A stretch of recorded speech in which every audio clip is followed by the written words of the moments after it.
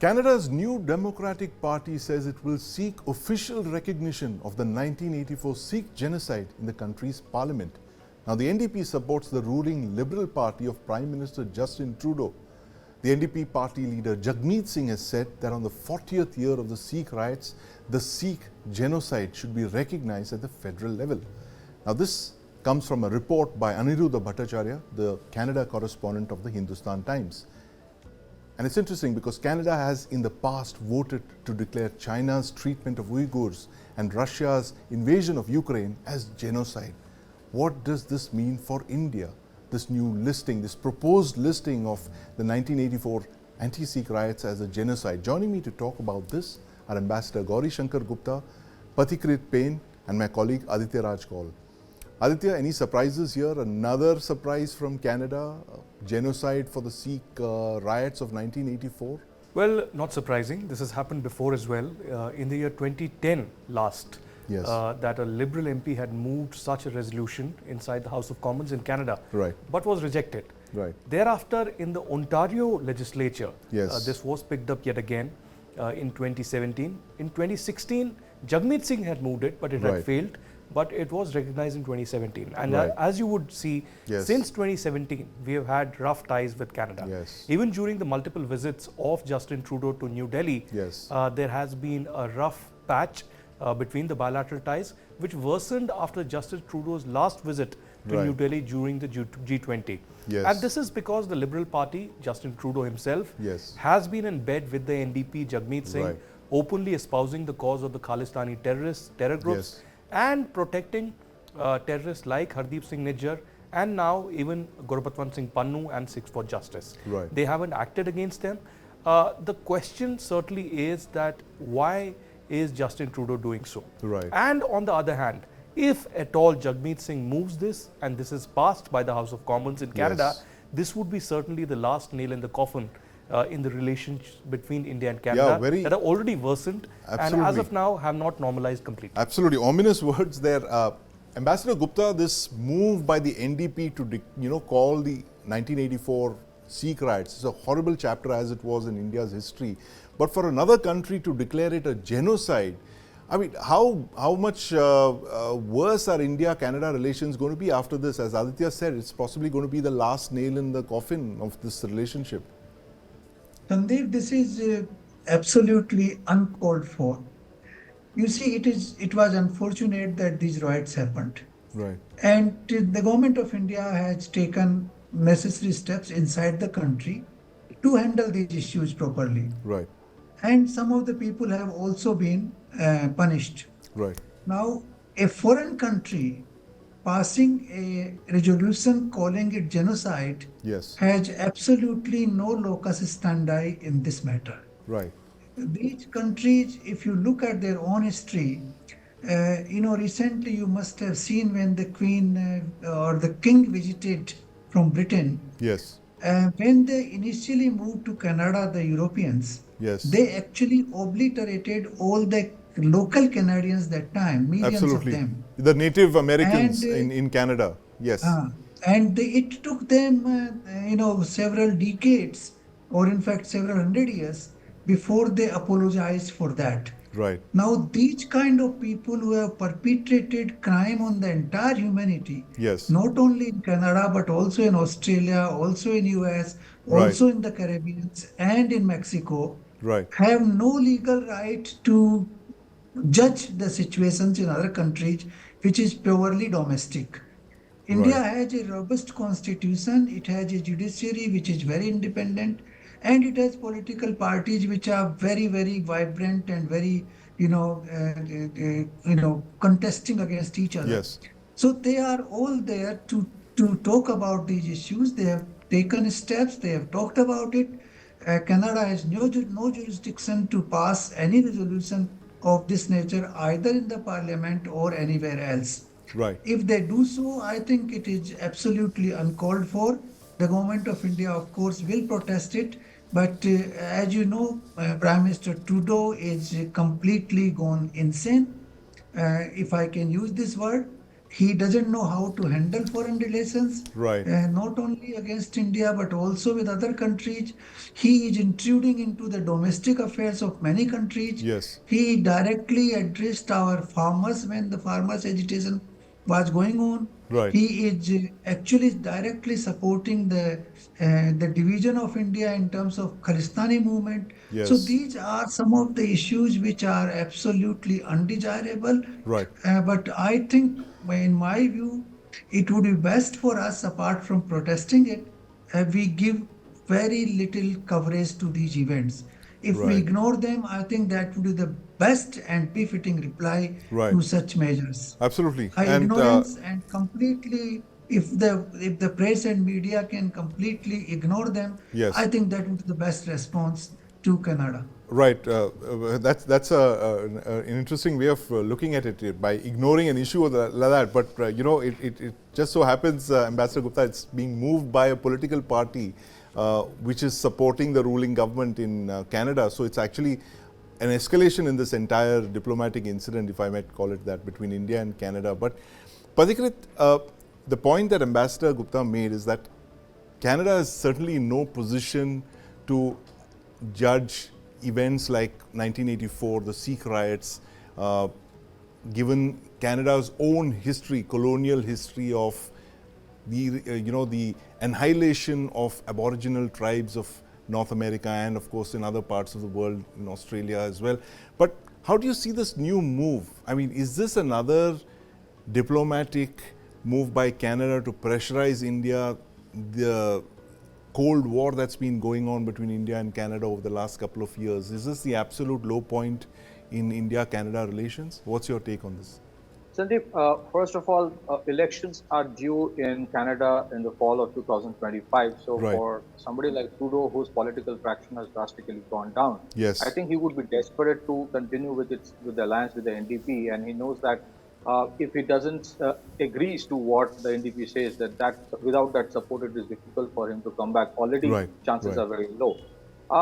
I think that this has a lot to do with internal politics, that they actually seek any kind of justice for the Sikh community. The Sikh Yes. community is an integral part of India. They have a rich legacy of what they have done for Right. the country in terms of contribution.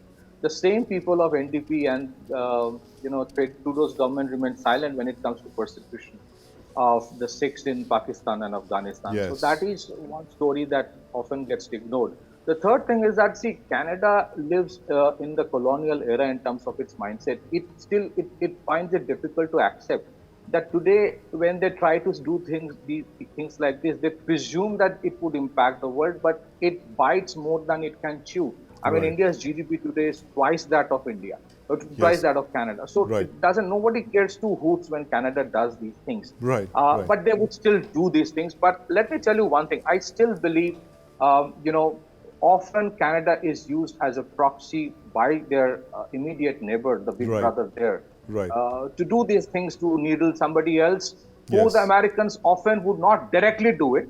Right. They will do it sometimes, but they Yes. use Canada to do it. And Canadians, of course, the entire white man's history is that of loot, plunder, colonial, genocide, destruction of culture. So I Right. think what essentially is required is revision of the history and reforms in the multilateral institutions like the United Nations, which the Prime Minister often talks about. Yes, Because absolutely. they tend to often ignore what essentially should be defined as a genocide. I mean, if you look at the Canadian involvement in the Iraq War, the Yes. same Iraq War in which, because of sanctions, 500,000 children in Iraq died because they could not get essential medicines. The Trudeau Yes. would remain silent on that. So I think the white man's hypocrisy has got exposed today. In spite Yes. of everything, the Canadians will still plead for a trade deal or a trade agreement. Right. I think Absolutely. today, And Pathikrit, the white man's hypocrisy indeed, as you called it out there. But Aditya, the point that Ambassador Gupta made was that to ignore this and, it'll pass. But can you ignore something as drastic as this when you're calling for, a particular act to be called a genocide? I mean, that's like trying to internationally shame you. Picking up an event, a very, very tragic, unfortunate event that happened in our history, picking it up, trying to shame you globally with that kind of event. How should the government of India react You know, Sandeep, you could ignore Sikhs for Justice. You Yes. could ignore Gurbhatwant Singh Pannu. You know, he's a one-man army. Yes. Or perhaps he's in touch, many say, with the CIA desk officer, Right. getting paid to do what he's doing. Absolutely. And just like Pathikrit also mentioned, you know, the American intelligence is known to Yes. use Canada and perhaps some other countries of the Five Eyes to, in fact, needle India. Yes. This is not new. This has happened for years, for perhaps decades together. We have former RNAW officers looking at how UK, Right. how Australia in the past have done the same, Yes. but more so in US and Canada. Right. But a political party, that too a political party in power Yes. with Justin Trudeau, openly espousing separatism in India, Yes. openly interfering in the internal affairs of India, openly disrespecting the sovereignty of India, really is uncalled for. Right. It isn't something that India can take lightly. India certainly cannot look the other way.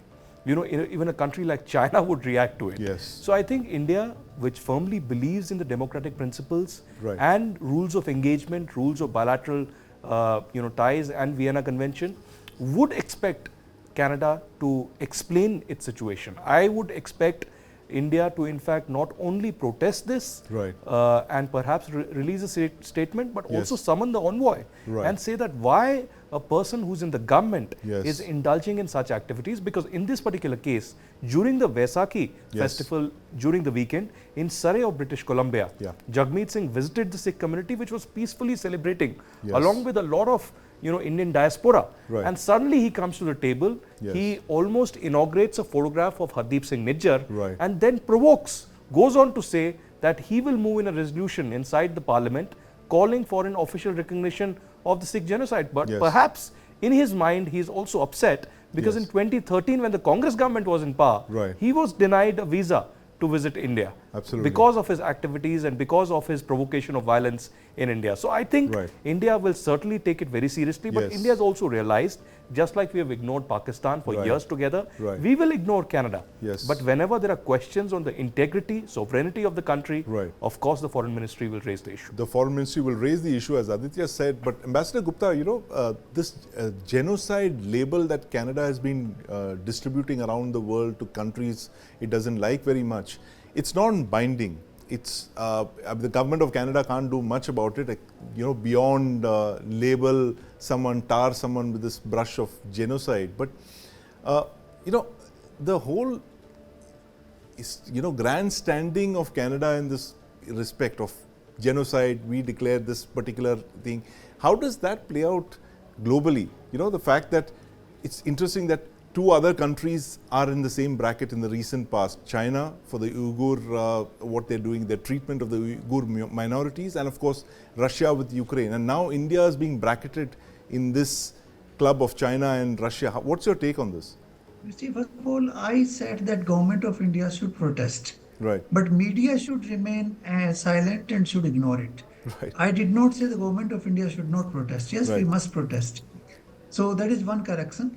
Now, secondly, so far as the word genocide is concerned, it's absolutely insane and misplaced, as Yes. I mentioned. Trudeau is absolutely incompetent as Prime Minister, as Right. also a world leader. And therefore, I think his intention is basically firstly to survive Yes. with the support of NDP. Right. And secondly, to give some sort of publicity to the people in NDP so that they can keep gaining some sympathy in Punjab and elsewhere around the world. So that is their purpose. And that purpose is served by getting good publicity around the world. So if the publicity is minimized, Yes. that purpose will not be served. You see, they want to make you and cry and tell the people that, okay, we have been able to gain sympathy around the world because of this. Newspaper articles have appeared, editorials Right. have come out, Right. people have commented. Now, if that does not happen, they will not succeed in their, wrong designs. Right. And that is what I mean, that the press and media should ignore, but the government should take all the firm Right. actions. They should Absolutely. call their envoy, they should protest, they should take diplomatic measures. But I think media and press should ignore, like we did for Pakistan, and Pakistan has been put in its place. We Right. should put Canada in its place by ignoring and by completely bypassing what they do. Absolutely. Pathikrit, is Canada the... Sandeep, just a small rebuttal here. Yes. You know, we're not living in late 80s and early 90s, where we just shut our eyes and suddenly realize that things will be okay in a day or two. Right. Pakistan was not ignored by the media. Yes. Pakistan was strategically ignored after the Pulwama terror attack and the Balakot strike as a calibrated strategy by New Delhi. Right. Now the media, in times of social media, where we have videos all across, news breaking first on Twitter than anywhere else, we certainly in the media cannot ignore this. That too, something happening inside the parliament, where a government representative is raising questions on India. A political party is going to take up a motion and declare a genocide. But Pathikrit, this point of the genocide, I mean, it's like the NDP is giving an idea of what's going to follow in the next 6 months. It's 6 months from now, you're going to observe the 40th anniversary of the Sikh riots. In fact, there are several other dubious such milestones there. We have the Operation Blue Star of 1984, 40th anniversary of that coming. So this 1984 40th anniversary is going to be a big mobilizing tool for the Khalistani separatists inside Canada. What's your take on this? So Sandeep, I just want to add one point to what Aditya mentioned. See, in this era of social media where disinformation campaign runs like wild, I mean, if we remain silent, through those algorithms, those elements sitting in Canada and elsewhere will ensure that it reaches the mobile phone, your Twitter, your YouTube, your Facebook, of everybody. And if you remain silent, the young generation who may not have idea what happened then in the last decades, they would presume that silence of government and the media would misconstrue that as if this propaganda from Canada is almost the truth. Right. So that is why countering is very important. Secondly, connect these things. When they use the word genocide, what they're trying to, send a message is that it was state-sponsored. It was not a state-sponsored thing. The Home Minister of India, Mr. Amit Shah, stated that it was a politically motivated thing about which the whole country is concerned. And it was a very, very dark chapter of India. So what they would try to do this is that they would connect. They would try to project equalize it. They will draw the equivalence with what the Nazis did with the Jews. Yes. That is their objective. Right. So unlike the fact that you have Sikh community people in the highest positions of India, government positions for so many decades, and even today, the top generals of the country, mostly in many cases, are from the Sikh community. So the thing is that they would connect it with genocide, they would connect it with the referendum, they would connect it that, look, this is what India is, and the ulterior objective, and would not just be of Canada, but a larger deep state, to say that, look, this is what India is, so don't invest in India. This is what India is, you must impose sanctions. This is what India is, India should be disbanded. So this is how they would create indirect pressure on others on India, and this is how the hybrid war is played out. So I think even the NDP is a part of the larger game, and that is why it is important to counter. Absolutely, very important to counter that, as Pathikrit was saying, Aditya. Hybrid war, that's a expression that comes to mind often when you look at how Canada has been playing this out over the last couple of years, giving giving refuge to Khalistani separatists, and now this thing of declaring 1984 as Sikh genocide. How do you see this playing out this year? Ultimately it's a battle of narratives. As Pathikrit mentioned, not just on Twitter, but all across the social media, even on newspapers, we see how the line of the state is often used by the BBC in UK, for instance, the CBC in Canada. We've seen recently a documentary made by the CBC in which a very brutal visuals are being used, which were not made available earlier. So the question right now is that why shouldn't Indian government react? Indian government will certainly react. Indian government will put out its perspective on how the Canadian government is looking the other way, when the law of the land needs to act against criminals, gangsters, and now they're paying, for remaining silent. Because there are gang wars taking place in Canada. There are gangsters who have taken shelter, and the RCMP, the Royal Canadian Mounted Police, or the Canadian intelligence is not able to act against them. And this will certainly be something that the domestically Canadians will suffer from in the next few years. Absolutely. So Justin Trudeau, while he runs up to the elections next year, will have to keep this in mind. Will he continue to, in fact, play this game of being soft towards separatists and terrorists, not acting against them? or will Right. he redefine his politics in the coming months? Very important points there, and Aditya always comes back to haunt the snakes in the backyard. That's right. And Trudeau is doing exactly what Pakistan did for several years, and it actually lived to regret that. But thank you very much, Ambassador Gupta and Pathikrit, for joining us this evening, and my colleague Aditya Raj Kaul. We've been following that story for several months now, the deterioration in ties between India and Canada, and this latest move by the NDP, a key ally of the ruling government in Canada, to declare the Sikh riots of 1984 a genocide.